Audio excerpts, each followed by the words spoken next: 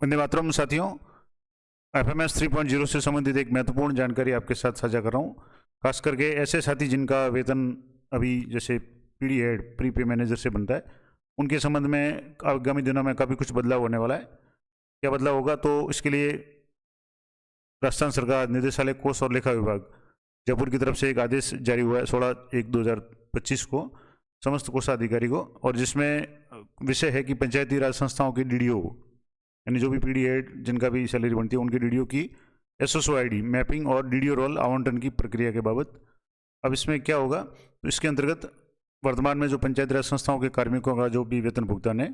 वो एफएमएस 2.0 के अंतर्गत पीआरआई पे मैनेजर मॉड्यूल यानी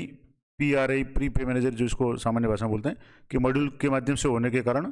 उक्त संस्थाओं के डीडीओ की एसएसओ आईडी की मैपिंग अभी तक एफएमएस 3.0 पर नहीं हुई है, और जिसकी प्रक्रिया एफएमएस 3.0 पर विकसित कर ली गई है।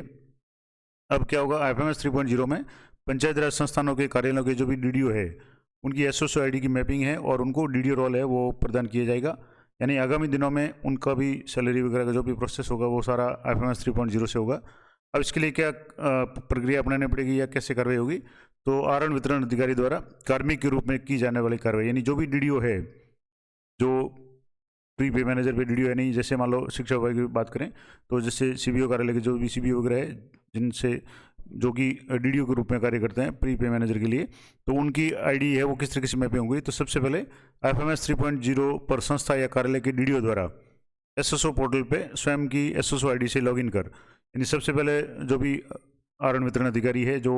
प्री पे मैनेजर की डीडीओ है वो अपने एसएसओ आईडी में जा करके एफएमएस 3.0 पे क्लिक करेंगे और वहाँ उसके बाद में स्क्रीन पे सिटीजन सेल्फ सर्विस सीएसएस के माध्यम से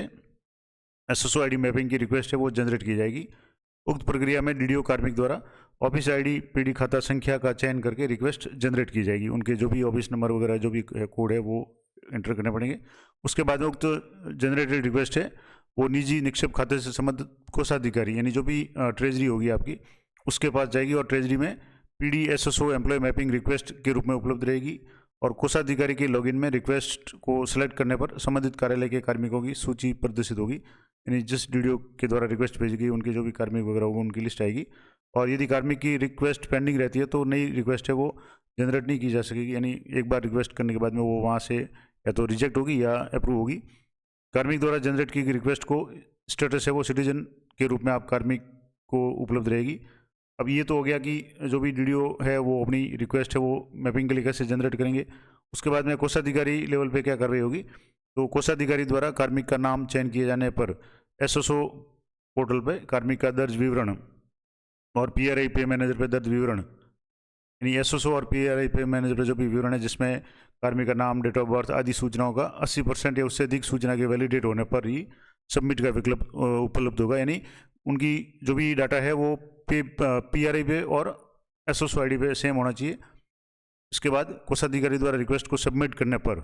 उक्त एसएसओ आईडी की संबंधित कार्मिक की एम्प्लॉय आईडी से मैपिंग हो जाएगी, और बिंदु संख्या 3 में वर्णित कार्मिक के विवरण वैलिडेट नहीं होने की दिशा में यानी 80% से ज़्यादा डाटा मैच नहीं कर रहा है प्री पे मैनेजर और एसएसओ में, तो कोषाधिकारी द्वारा उस रिक्वेस्ट को रिक्वेस्ट किया जा सकेगा। और यदि कोषाधिकारी द्वारा रिक्वेस्ट रिजेक्ट कर दी जाती है तो कार्मिक को द्वारा पुनः रिक्वेस्ट है वो जनरेट की जाएगी। अब इसका यही होगा कि दोबारा आप अपने जो भी मिसमैच है जहाँ भी वो सही करके फिर दोबारा रिक्वेस्ट भेजेंगे तो वो हो जाएगी। उसके बाद डीडीओ द्वारा कार्मिक के रूप में उक्त प्रकार से दर्ज एसएसओ आईडी मैपिंग की प्रक्रिया पूर्ण होने के पश्चात कोषाधिकारी द्वारा एफएमएस 3.0 में पीआरआई डीडीओ मैपिंग विकल्प के माध्यम से कार्मिक के डीडीओ रोल मैपिंग का विकल्प भी उपलब्ध होगा, तो वो वहाँ से इनकी मैपिंग कर लेंगे और उक्त अनुसार आपके कोष कार्यालय या उप कार्यालय का अधीनस्थ पंचायती राज संस्थाओं के डीडीओ कार्मिक की